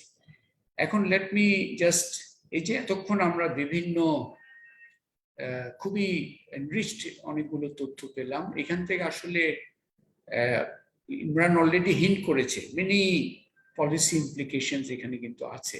সেগুলো কি এটা সামারাইজ করার চেষ্টা করছি। Next slide please. প্রথমে আমি যেটা করব যে 5টা হাইলাইটের মাধ্যমে মানে ফাইন্ডিংস গুলোর একটা সামারি করি। প্রথমে 5টা হাইলাইট আপনাদের সামনে তুলে ধরে, এখানে অলরেডি ইমরানের বক্তব্যে এগুলো চলে আসছে, আমি এখন একটু সামারাইজ করছি। প্রথমটা হচ্ছে যে আমরা তো ধরে নিচ্ছিলাম যে গত বছর কোভিড হয়েছিল, তারপরে রিকভারি দ্রুত হবে না কম হবে এই ধরনের এটার মধ্যে আলোচনা ছিল। কিন্তু সেকেন্ড লকডাউনের পরে আমরা যেটা বুঝতে পারছি আসলে ডিসরাপ্টেড রিকভারি, মানে এই যে রিকভারি প্রক্রিয়ার মধ্যে disruptions due to a new wave, এইটা কিন্তু is a very important finding আমাদের পূর্বে থেকে আসলো। তার মানে হচ্ছে যে রিকভারি প্রক্রিয়া শুধু ফ্রেজাইল এন্ড স্লো এটা একমাত্র বিষয় নয়, যে এই যে এবং বিশ্বের অন্যান্য দেশের অভিজ্ঞতা যদি দেখি আমরা তো বুঝতে পারছি যে আরেকটা ওয়েভ আসবে কিনা সেটা আমরা জানি না, কারণ এখন শুধু আমাদের উপর নির্ভর করছে না। আমরা বিভিন্ন দেশে দেখছি এক এক সময় নিউজিল্যান্ড, ভিয়েতনাম এগুলো খুব সাকসেসফুল মনে হয়েছিল রাউন্ড 1-এ, পরে ওদের মধ্যে আবার সমস্যা দেখা দিয়েছে। সো এই যে রিকভারি ডিসরাপশনটা is a very important concern. এবং আমাদের এখানেও আমরা এটাও দেখতে পাচ্ছি যে আসলে 18 মাসের মাথায় গিয়ে আমরা প্রি কোভিড লেভেলে যেতে পারিনি। ইনফ্যাক্ট নতুন ডিসরাপশনের কারণে nearly quarter below the pre covid level আমাদের per capita income, average income 23%. এটা কিন্তু খুব ইম্পর্টেন্ট। অ্যান্ড আরেকটা এটাও ইমরানের আগের প্রেজেন্টেশনে ছিল, এটাও আমি একটু হাইলাইট করতে চাই। এই যে ডিসরাপশনের ফিচার্স গুলো, একটা তো এই যে ইনকাম হলো অনেক এক কোয়ার্টার নিচে রয়ে গেছে। ইন্টারেস্টিংলি যে ইভেন হাউস হোল্ড এই ফুড ইনসিকিউরিটিটাও, এই যে ইভেন এই লকডাউনের সময়টা যদি দেখি, মার্চ 21 থেকে August 21-এ percentage of households who were skipping a meal the previous day, এটা 2% থেকে 7% জাম্প করেছে, which is quite significant. Unemployment রিকভারিও রিভার্সড হয়ে গেছে। আনএমপ্লয়মেন্ট এক ধরনের রিকভারি হচ্ছিল, এটা মার্চ এবং অগাস্টের মধ্যেই রিভার্স হয়ে 3 পার্সেন্টেজ পয়েন্ট বেড়ে গেছে, 14% in August compared to 11% in March. তার মানে হচ্ছে যে ডিসরাপ্টেড রিকভারি, এই যে রিকভারি প্রক্রিয়ায় ডিসরাপশন অলরেডি একটা দেখেছি, ফিউচারে হবে কিনা দ্যাটস এ কনসার্ন ইস্যু। এটা আমাদের সার্বিক চিন্তার মধ্যে রাখাটা খুব প্রয়োজন।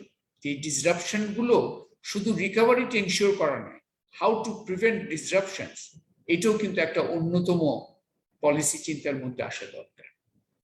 সেকেন্ড যে ভেরি ইম্পর্টেন্ট একটা চিন্তা এসছে, কারণ কোভিড সার্বিকভাবে দারিদ্র্য এবং দারিদ্র্য বিমোচন নিয়ে আমাদের এতদিন ধরে যে চিন্তাগুলো, কনসেপচুয়াল ফ্রেমওয়ার্ক, সেটা আমাদেরকে আপনার এখানে আমাদের অনেকগুলো নতুন এই তথ্যের মাধ্যমে নতুন বিষয়গুলো এসছে। নিউ পুয়ারের কনসেপ্টটা তো আমরা বলেছি, তার মানে হচ্ছে যে নিউ পুয়ার বলার মাধ্যমে সার্বিক যে নতুন ধারণাটা আমাদের সামনে আনতে হচ্ছে, সেটা হচ্ছে যে পভার্টি লাইনের উপরেও একটা গ্রুপ আছে যারা always in danger of falling below poverty. এই যে চার্নিং এর যে ফিগারটা ইমরান দিল, প্রায় 56%, এই যে একটা আমরা যদি এই যে এটা লাস্ট স্লাইডে যেটা দেখা গেল, সো এই বিষয়টা একটা বড় ধরনের এসছে। তারপরে আরেকটা ধারণা ছিল অনেকের না হলেও বেশ কয়েকজনের মধ্যে, পার্টিকুলার পলিসি মেকারসদের মধ্যে একটা ধারণা ছিল যে ঠিক আছে, এইগুলো তো হয়, নিউ পুয়ার ইনকাম শক হয়েছে, but it's just a matter of time, এটা রিকভারির মাধ্যমেই এটা হয়ে যাবে। সো পভার্টি যেটা দেখছি, একটা ধারণা ছিল যে এটা হচ্ছে একটা ট্রানজিয়েন্ট, এটা কিছুদিনের জন্য আছে বাট চলে যাবে। কিন্তু এখন প্রশ্ন এসছে, বিশেষ করে লাস্ট স্লাইডে যেটা দেখলেন, যে ভালনারেবল নন পুয়ার, যারা পভার্টি লাইনের উপরে ছিল প্রি কোভিড পিরিয়ডে, এই 4টা রাউন্ড অফ সার্ভের মাধ্যমেও আমরা দেখলাম যে তাদের 35%, 18 মাসের মাথায়, তারা এই throughout this 18 months they were actually below poverty line. তার মানে এই যে পভার্টি যে ট্রানজিয়েন্ট কিনা নাকি এটা ইমার্জিং পভার্টি ট্র্যাপস, এই দুইটা একটা ইস্যু আসে, এবং দুটা নিয়েই কিন্তু we need to B concern. একটা হচ্ছে যে পভার্টি ট্র্যাপস মানে হচ্ছে, তার মানে এক ধরনের এন্ট্রেন্সড অবস্থায় পড়ে যাচ্ছে, তাদের জন্য যেমন চিন্তা করতে হবে, আবার যারা চার্নিং এর মধ্যে আছে, মানে কন্টিনিউয়াসলি ভালনারেবল, তাদের নিয়েও চিন্তা করতে হবে। সেই জন্য আমরা এই যে নিউ পুয়ারের এখন যদি বলি, আমরা জুন 2020-এ প্রথম নিউ পুয়ারের এস্টিমেশনটা দিয়েছিলাম, that was after the first lockdown impact. তখন নিউ পুয়ারকে আমরা এস্টিমেট করেছিলাম 21.24%, ন্যাশনাল এস্টিমেশন। এটা 9 মাসের মাথায় মার্চ 2021-এ এটা কিন্তু কমে 14.75% ন্যাশনালি নেমে এসেছিল, কিন্তু এখন আবার রিভার্স হয়ে গেছে। এই 14.75% এটা কিন্তু তখন আমরা বলেছিলাম মার্চের প্রেজেন্টেশনে, it translated into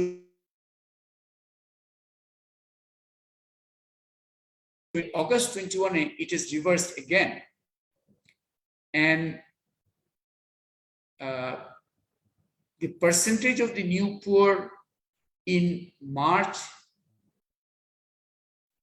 2021, আবার এটা দেওয়াই আছে এখানে 14.75%, এখন এটা বেড়ে 19.54% হয়ে গেছে।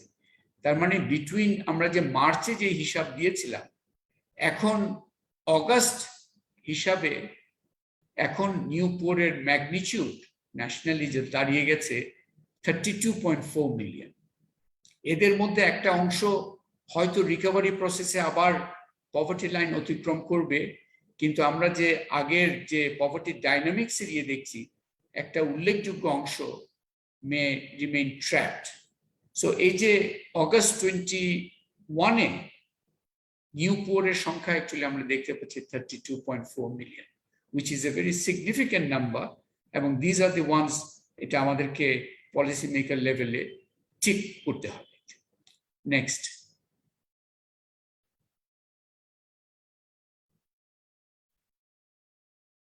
আমরা আরো কয়েকটা হাইলাইট করি। এই যে ডিস্ট্রেস রেজিলিয়েন্স একটা শব্দ আমরা নতুন করে ব্যবহার করতে অনেকটা আমরা বাধ্য হয়েছি বলতে পারেন, কারণ আমাদের কনসেপচুয়াল ক্যাটেগরিতে আমরা এটাই মনে হলো সবচেয়ে effective language to express the reality. আমরা জানি যে রেজিলিয়েন্স বাংলাদেশের জনগণের এই অ্যাডভার্সিটি মানে কঠিন অবস্থা মোকাবেলার অন্যতম একটা ডিফাইনিং ক্যারেক্টারিস্টিক। বিশ্বে আমাদেরকে এই রেজিলিয়েন্ট নেশন, রেজিলিয়েন্ট পিপল, আমাদের রেজিলিয়েন্স নিয়ে অনেক আলোচনা হয় এবং আমরাও এটাকে সেলিব্রেট করে এসছি এবং করে যাব। কিন্তু এই কোভিডের ইম্প্যাক্টের যে ফিগার্স গুলো, ফাইন্ডিংস গুলো আমরা দেখছি, এখানে কিন্তু একটা নতুন ভাবে এই রেজিলিয়েন্সের সার্বিক বিষয়টাকে দেখাটা অত্যন্ত জরুরি হয়ে গেছে। কারণ রেজিলিয়েন্স যে ফাইন্ডিংস গুলো আমরা দেখলাম, শুধু যে পভার্টি ডাইনামিক্স নয়, সবগুলো মিলে দেখা যাচ্ছে যে কোভিড কালে রেজিলিয়েন্সের একটা নতুন মিনিং দাঁড়িয়ে গেছে, একটা নতুন সংজ্ঞা দাঁড়িয়ে গেছে, এবং এটাকে আমি বলছি an unfair burden of a vicious cycle. কয়েকটাই ভিশাস সাইকেলের কয়েকটা দিক। একটা হচ্ছে যে ঠিকই দেখেছেন যে এক্সট্রিম পুয়ার, মডারেট পুয়ার, তারা তাদের ইনকামটা বাড়াবার চেষ্টা করেছে এবং কিছুটা হয়েছে, কিন্তু ওই যে recovery for the poor, extreme poor, সেটার প্রক্রিয়ার মধ্যে দুটো জিনিস দেখতে পাচ্ছি, যেটা এক ধরনের ডিস্ট্রেস রেজিলিয়েন্স শব্দটাই এখানে প্রযোজ্য। সেটা হচ্ছে তাদের higher deployment of family labour, হয়তো চাইল্ড লেবার ওখানে চলে আসছে, অথবা বাড়তি কাজ, ওয়ার্কিং আওয়ার্স দিতে হচ্ছে, and into vulnerable and less remunerative occupations. Doctor Imran Matin যখন দেখাচ্ছিলেন এই যে অকুপেশনাল শিফট, আপনারা দেখেছেন যে স্কিল লেবার থেকে কিভাবে লেস স্কিল লেবারে গেল, বা অন্যান্য পেশা থেকেও তুলনামূলকভাবে আরেকটু less remunerative and more vulnerable occupations, এগুলোতে ঢুকে অধিক শ্রম দিয়ে ইনকাম যে ইরোশন হয়েছে সেটাকে মোকাবেলার চেষ্টা হচ্ছে। এটা হচ্ছে একটা দিক, এই যে আনফেয়ার বার্গেনের। দ্বিতীয় দিকটা হচ্ছে এই অবস্থার মধ্যেও কিন্তু এক্সপেন্ডিচার বার্ডেন্স গুলো বাড়ছে। আপনারা দেখেছেন যে প্রায় ফুড অ্যান্ড নন ফুড দুটাতেই আমরা দেখেছি যে এক্সপেন্ডিচার বার্ডেন্স অন দি আমাদের স্যাম্পল, যেটা urban slums and rural population, তাদের উপর এই এক্সপেন্ডিচার বোঝাটা কিন্তু বেড়ে গেছে, এবং ছোটখাটো বাড়া নয়, অনেক ক্ষেত্রে দ্বিগুণ পর্যায়ে চলে গেছে। এবং একই সাথে তাদের ফাইন্যান্সিয়াল ক্যাপাসিটি, এই সেভিংস এর উপর আপনাদের দেখেছেন এবারে coping A savings has not figured as a coping strategy, কারণ সেভিংস অলরেডি ডিপ্লিটেড এক অর্থে সিগনিফিকেন্টলি, এবং লোন যেটা outstanding loan as a percentage of annual income has nearly doubled to nearly 1/3, just under 1/3 of আপনার overall annual income. And the third part of this vicious cycle হচ্ছে এই এত কিছুর মধ্যে কিছু সাপোর্ট আছে, কিন্তু সোশ্যাল প্রোটেকশন সাপোর্ট অনেকটা টোকেন পর্যায়ে, এবং সেকেন্ড লকডাউনে আমরা দেখলাম ছিল, কিন্তু ওটাও অর্ধেক হয়ে গেছে কম্পেয়ার টু ফার্স্ট লকডাউন। তার মানে হচ্ছে যে রেজিলিয়েন্স বলে এটাতে কিন্তু আমরা কি বলছি, সাধারণ জনগণ প্রাণান্তকর চেষ্টা করে অধিক শ্রম দিয়ে আরো ঝুঁকিপূর্ণ পেশায় ঢুকে অধিক ব্যয়ের বোঝা কাঁধে নিয়ে ফিনান্সিয়াল ক্যাপাসিটি ক্ষয় হয়ে টোকেন কিছু সোশ্যাল প্রোটেকশন সাপোর্ট নিয়ে তারা রেজিলিয়েন্স হচ্ছে। এই রেজিলিয়েন্স তো আসলে it's a distress resilience and it needs to be recognise as such, এবং সেইভাবে এটাকে অ্যাড্রেস করাটা দরকার। আমরা দেখেছি যে আপনি ফিগারস এখানে আমরা দেখছি যে জুন 2020 টু মার্চ 21 এর মধ্যে আমরা দেখলাম যে average number of earners per family এটাও রাইজ করেছে ফ্রম 1.25 টু 1.46। মানে এর মধ্যে বোঝা যাচ্ছে যে অধিকতর পরিবারের শ্রমটাকে ডিপ্লয় করতে হচ্ছে income earning A, and it could also be that children, particularly secondary education age children may be drawn into these income earning processes. Food expenditure to দেখবেন এই রেজিলিয়েন্স হচ্ছে, কিন্তু ফুড এক্সপেন্ডিচার ফ্ল্যাট। তার মানে হচ্ছে নিউট্রিশনকে ফোরগো করে রেজিলিয়েন্ট হতে হচ্ছে, তাই না? সো এই যে নিউট্রিশনাল যে আমাদের এক ধরনের ফুড সিকিউরিটির মধ্যে আমরা নিউট্রিশিয়াস ডায়েটের দিকে আগাচ্ছিলাম, সেখানে কি একটা বড় ধরনের রিভার্সালের সম্ভাবনা তৈরি হয়েছে কিনা এটাও দেখাটা অত্যন্ত জরুরি। নন ফুড এক্সপেন্ডিচার ডাবল হয়েছে, ডেট বেড়েছে ইত্যাদি। সো এই ডিস্ট্রেস রেজিলিয়েন্স বলে আমরা শুধুমাত্র বলবো যে হ্যাঁ আপনারা তো খুব রেজিলিয়েন্ট, এটা বলা কিভাবে রেজিলিয়েন্ট হচ্ছে সেই পথগুলো যদি আমরা দেখার চেষ্টা করি, তখন we have to use this word distress, এবং সেখানেই অনেক কিছু করার প্রয়োজন রয়ে গেছে। ফোর্থ হাইলাইটটা যেটা ইমরানের ইয়ে থেকে ভালো করে উঠে এসছে, যে কোভিড এর একটা বিগার ইম্প্যাক্ট অ্যাকচুয়ালি হচ্ছে আরবানের উপর, এবং সেটা এই লেটেস্ট সার্ভে এবং সেকেন্ড লকডাউনের পরেও আমরা দেখি যে দ্যাট ইজ এক্স্যাক্টলি ট্রু। আর আনএমপ্লয়মেন্ট ইন প্রি কোভিড যেখানে 2 পার্সেন্টেজ পয়েন্ট হায়ার ছিল রুরালে, এটা উল্টে গেছে ইন দি 18 মাস পরে, এখন higher in the urban areas. এবং ইনকাম ড্রপও এই যে সেকেন্ড লকডাউনেও আরবান স্লামে income drop was 18% compare to 15% for rural. তার মানে হচ্ছে আরবানের বিষয়টাকে আলাদা করে নজরে আনাটা এই 4 রাউন্ডের আমাদের সার্ভে থেকে খুব পরিষ্কার করে উঠে আসছে। নেক্সট, ফাইনালি আমি হাইলাইটস এর মধ্যে ফিফথ একটা হাইলাইট আপনাদের সামনে তুলতে চাই, সেটা হচ্ছে যে রিভার্স মাইগ্রেন্ট, যারা অ্যাকচুয়ালি নিউ পুয়ারের একটা ইম্পর্টেন্ট সেগমেন্ট হচ্ছে রিভার্স মাইগ্রেন্ট। আমরা দেখেছি যে 18 মাসের মাথায় 10% শহর থেকে অ্যাকচুয়ালি গ্রামে গিয়ে রয়ে গেছে। এই যে গ্রামে চলে গেল যে নিউ পুয়ার, যারা রিভার্স মাইগ্রেন্ট হিসেবে ইন দি রুরাল কনটেক্সট, এক অর্থে দে রিপ্রেজেন্ট এ নিউ সোসিওলজি। কারণ এরা ঠিক ওই যে দারিদ্র বিমোচন, এরা কিন্তু অ্যাবভ দি পভার্টি লাইন ছিল, এরা ভিন্ন প্রসপ্যারিটির ধারণা নিয়ে তাদের কর্মকাণ্ড ইত্যাদি চালাচ্ছিল। এদের বিষয়ে এই যে প্রচলিত যে পভার্টি এলিভেশন প্রোগ্রামগুলো আছে সরকারের, এনজিওর, এই গ্রুপকে কতটুকু ট্যাকেল করতে পারবে, ইভেন এরাও কতটুকু এই যে তাদের মোটিভেশন, তাদের এসপিরেশনের ধারণাগুলো কি, এরা হয়তো খাদ্য সহায়তা চাচ্ছে না, এরা হয়তো ওয়ার্কিং ক্যাপিটাল সহায়তার দিকেই বেশি নজর দিতে চাচ্ছে। তো এই বিষয়গুলো, এইখানে একটা বড় ধরনের নলেজ গ্যাপ আছে, যেটা আমরা প্রথমে এটা তুলে ধরছি, আমরাও আশা করি এটার উপর নজর আনবো যে there is a new sociology problem of this reverse migrant in the rural area, যারা অধিকাংশই হচ্ছে নিউ পুয়ার। সো এই 5টা হাইলাইট আমাদের এই সামারাইজ করলাম ইন টার্মস অফ দি আমাদের ফাইন্ডিংস গুলো। So I want to conclude with 3 important policy messages. Number 1, এক নম্বর হচ্ছে যে আমাদের 18 মাসের মাথায় যেটা দেখলাম যে সেকেন্ড লকডাউনটাও খুব দ্রুত এবং ওয়াইড স্প্রেড ডিসরাপশন করেছে রিকভারি প্রসেসে। তার মানে হচ্ছে সার্বিকভাবে এই কোভিড কালে আমাদের পলিসি মাইন্ডসেটে একটা শিফট খুব জরুরি হয়ে গেছে।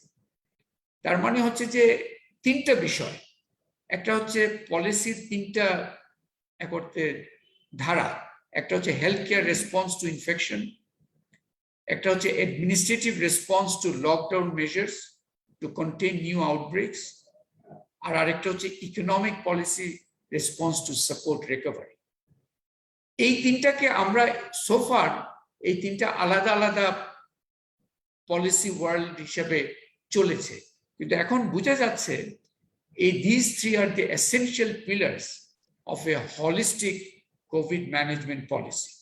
এগুলোকে যদি আমরা আলাদা আলাদা করে করতে থাকি তাহলে কিন্তু আমাদের এই ডিসরাপ্টেড রিকভারির এবং ইনকমপ্লিট রিকভারির প্রবলেমের মধ্যে আমাদের পড়ে থাকতে হবে। এটা সত্য, বাংলাদেশ, আমরা এই 18 মাসের অভিজ্ঞতা থেকে বুঝতে পারছি Bangladesh has rightly refrained from embracing a zero COVID policy. মানে নিউজিল্যান্ড is an example, যারা জিরো কোভিড পলিসি মানে তারা টোটাল লকডাউন দিয়ে কোভিডকে ট্যাকেল করার চেষ্টা করেছিল। আমরা ওই পথে যাইনি, আমরা জিরো কোভিড পলিসি, আমরা সাময়িক লকডাউন। কিন্তু এখন বোঝা যাচ্ছে যে জিরো কোভিড পলিসি যদি একটা পলিসি অপশন হয়, আরেক মাথায় হচ্ছে যে লিভিং উইথ কোভিড পলিসি। কিন্তু লিভিং উইথ কোভিড পলিসির নানা ভার্সন হতে পারে। এইখানে আমাদের যেটা দরকার, এই লিভিং উইথ কোভিড পলিসির একটা ইফেক্টিভ এবং ইন্টিগ্রেটেড অ্যাপ্রোচ দরকার। এই যে হেলথ, অ্যাডমিনিস্ট্রেটিভ অ্যান্ড ইকোনমিক, এই তিনটার একটা সমন্বয় খুব জরুরি।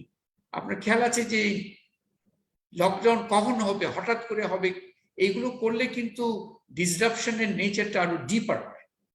সো সার্বিকভাবে আমাদেরকে এই policy message number 1 is mainly to the policy makers, যে আপনার এই যে 3 পিলার্স, আপনার যে হেলথ, অ্যাডমিনিস্ট্রেটিভ এন্ড ইকোনমিক, এটাকে একটা ইন্টিগ্রেটেড ওয়েতে চিন্তা করাটা অত্যন্ত জরুরি হয়ে গেছে if you have to avoid future disruptions. Second policy message, এটা হচ্ছে যে এই যে ডিস্ট্রেস রেজিলিয়েন্সের কথা বললাম, আনফেয়ার বার্গেন একটা হয়েছে। কোভিড রেসপন্সকে আমাদেরকে we have two also see. 18 মাসের এই যে বিভিন্ন ফাইন্ডিংস থেকে আমরা যেটা উপলব্ধি করছি যে Covid response is also fundamentally a question of social justice. এটা শুধু একটা ম্যানেজমেন্ট ইস্যু নয়, এখানে সোশ্যাল জাস্টিসের ইস্যুটা আছে। সব Covid has touched all classes, সবার উপর ইম্প্যাক্ট হয়েছে। কিন্তু আমাদের ফাইন্ডিং যেটা বলছে, একটা unfair burden of distress resilience poorer সেগমেন্টের উপর পড়েছে এবং ওদেরকে অনেকটা তারা নিজেদের উপর রিলাই করে আগাতে হবে, এই একটা বাস্তবতার মধ্যে তারা পড়ে আছে। এইখানে আমি 4টা পলিসি ইম্পারেটিভস ডিমান্ড অ্যাটেনশন বলতে চাচ্ছি। একটা হচ্ছে যে একটা scaled up and fit for purpose urban social protection programme খুবই দরকার to address both old and new poor. This is number 1 যদি আমরা ওই যে ডিস্ট্রেস রেজিলিয়েন্সের ফেনোমেনাকে অ্যাড্রেস করতে চাই। সেকেন্ড হচ্ছে যে a big chunk of this new poor, vulnerable, non-poor, এরা কিন্তু ঠিক ট্রেডিশনাল ওই পভার্টি এলিভেশন সাপোর্টটা চাচ্ছে না, দে ওয়ান্ট ইকোনমিক রিকভারি। তার জন্য একটা budgetary action plan for a comprehensive CSME, মানে এগুলো হচ্ছে cottage industry, small medium enterprise recovery and development strategy encompassing both rural and urban sectors. Third হচ্ছে যে থার্ড একটা ওয়েভ আসবে কিনা আমরা জানি না, আসার সম্ভাবনা বিভিন্ন দেশ থেকে দেখছি, একটু রিল্যাক্স হলে আবার নতুন ওয়েভের সম্ভাবনা চলে আসে। সুতরাং একটা প্রায়োরিটি লেসন লার্নিং রিপোর্ট দরকার through a national consultative process. এই যে দুটা লকডাউন এক্সপিরিয়েন্স হলো, এইটা থেকে আসলে লেসন্স গুলো কি, শিক্ষণীয় ব্যাপারগুলো কি? For minimising recovery disruptions due to possible future infection waves.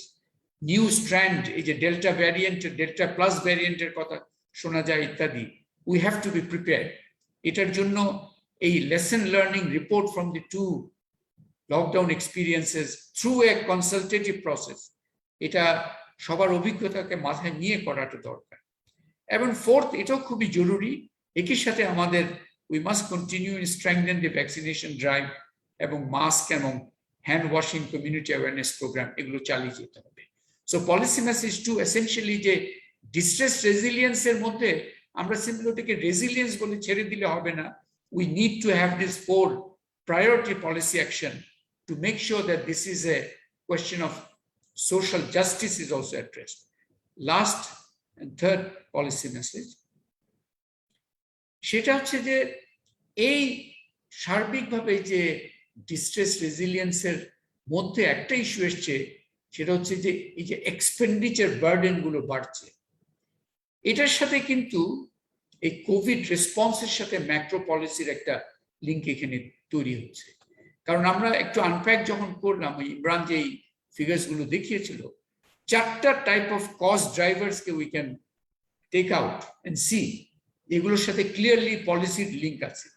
একটা হচ্ছে হেলথ কেয়ার কস্ট, একটা হচ্ছে এডুকেশন কস্ট, একটা হচ্ছে transportation cost, and the fourth is utility cost.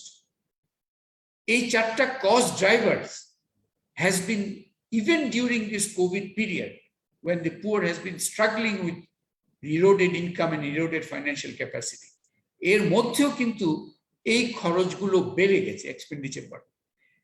So এইখানে it is very important, এই COVID crisis we feel has created a compelling policy window, যেখানে এই 4টা কস্ট ড্রাইভার আরো হতে পারে। এই 4টাকে হাইলাইট করলাম কারণ এগুলোর impact on the particularly the poor seems to be disproportionate. সেই জন্য এই রিফর্ম মেজার্স এদেরকে, এবং it will not, the positive impact will not only be on the poor, on the middle classes too. So এই যে এই critical cost drivers গুলোকে কিভাবে কমানো যায়, কন্টেইন করা যায়, সেই রিফর্ম মেজার্স গুলো নিয়ে আলোচনাটা খুবই জরুরি। এখানে একটা বলা দরকার যে এন্ট্রেন্সড, কারণ অনেক সময় দেখা যায় যে অনেক কাগুজে রিফর্ম পরিকল্পনা আমরা দেখেছি, এখানে দেখা যায় যে এগুলো এন্ট্রেন্স মিসগভর্নেন্স রোড ব্লকস অনেক আছে ইন দি পলিসি প্রসেস, সেগুলোর ইয়ে থাকা দরকার। এটাকে আইডেন্টিফাই করে হাউ টু ওভারকাম দেম, এটা দরকার, so that rationalization of such expenditure burdens is done and the impact on the well-being of the poor and middle classes will be great. মানে এটা হচ্ছে যে শুধু সোশ্যাল প্রোটেকশন দিয়ে এই পুয়ারদের যে suffering and the potential for recovery due to COVID, social protection is one angle from which to address this.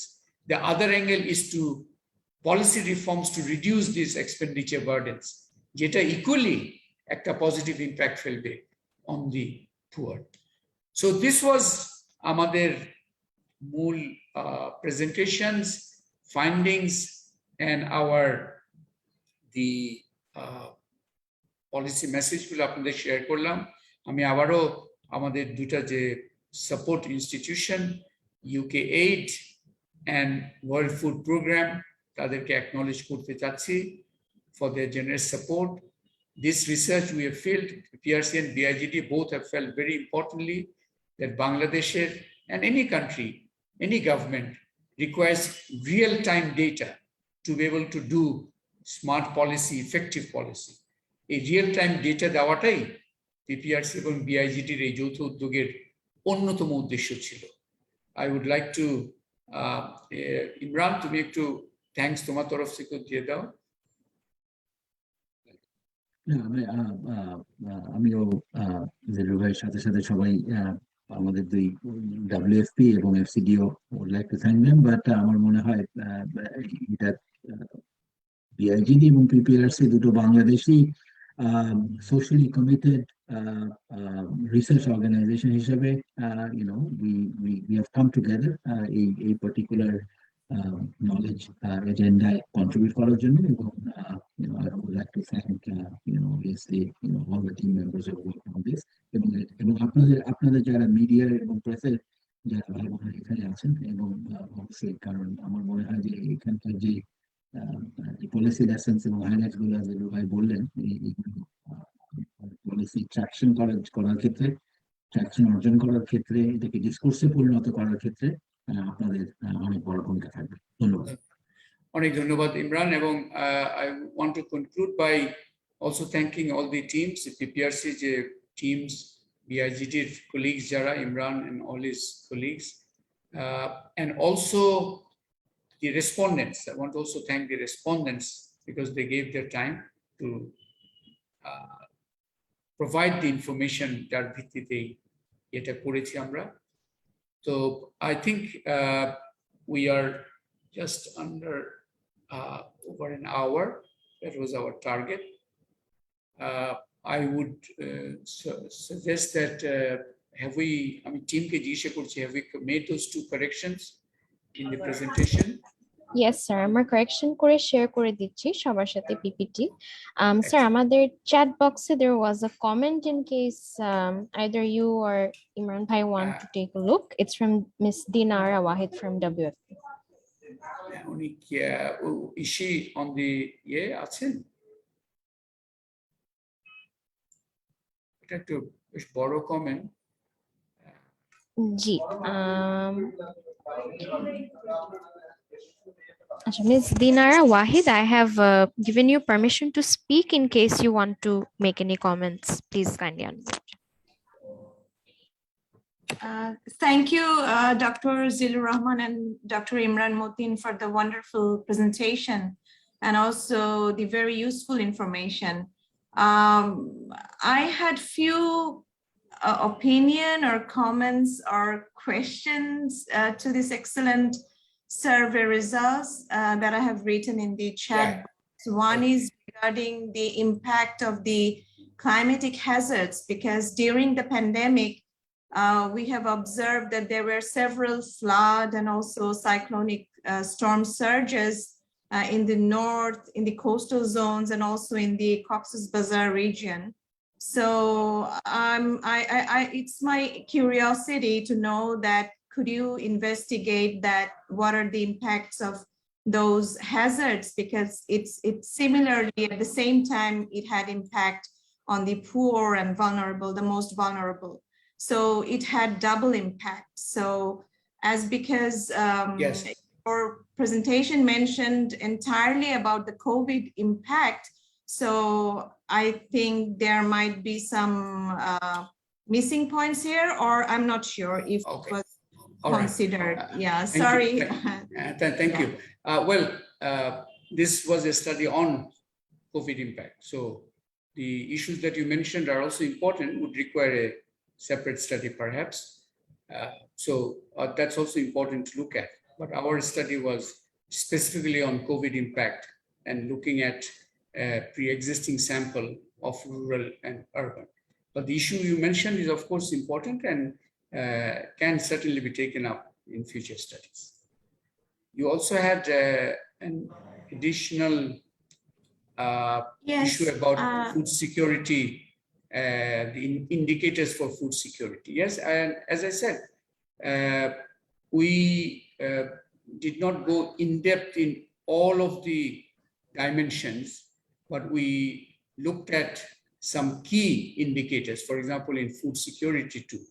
So as you mentioned that it does not represent the entire pandemic, but we were just trying to look at we examined the issue of food security through a couple of indicators, and one of them was presented today. But this again can be studied in depth in other dimensions through additional studies. And your third point, yes, go ahead. Yes, and especially regarding loan, it's a very general question though, because you people in Bangladesh, not even poor, and if we talk particularly about the poor category or poor people in Bangladesh, even if they have income, they are very much used to live on credit, especially from the local markets, or which we say the grocery, local grocery and others. So do we consider that as also a loan, or I'm just trying to see if Right. those, yeah. Oh, okay, if you, I would request you to look at the graphs where we brought this in terms of coping strategy to deal with the food crisis. So, as you rightly mentioned, that loan is a general activity of people of all classes. But the particular two findings we put up was the loan as a coping strategy, and whether there's a trend there that it is becoming a more a greater trend. The other one was the loan burden vis-a-vis annual income, and which we, as you saw in our findings, nearly doubled over these 18 months. So we were wanting to see the loan not as a financial process analysis per se, but it's linked to the COVID vulnerability. That's where we added those. Imran, do you want to add anything? No, I mean, nothing further. I mean, of course, I mean, the questions you raise are, are important ones, but, this was a phone survey. So that's important. We have a particular, time constraint of half an hour within which we need to ask a range of questions. So, there are obviously lots of other important, areas, that can be, kind of unpacked, in sort of subsequent work. But I think your point about, other types of shocks in addition to COVID, of course, those are there. I mean, we are kind of talking about all of those in aggregate. It's very difficult to, kind of segregate this different, kind of shock, effect of different shocks, climatic and COVID. I mean, that would require a different type of sampling strategy to have the right type of counterfactual here. That was not how this was designed. Okay, Zareen, I think that was the main comment in the chat box. Yes. So I think we can close. yeah, okay. So thanks again to all the members of the press and all those who listen to this Zoom event on our findings. Thank you very much. Stay safe. Let's ensure that recovery is not disrupted, resilience is not distressed, and we can bring everyone within common prosperity. Thank you. Thank you. Thank you very much.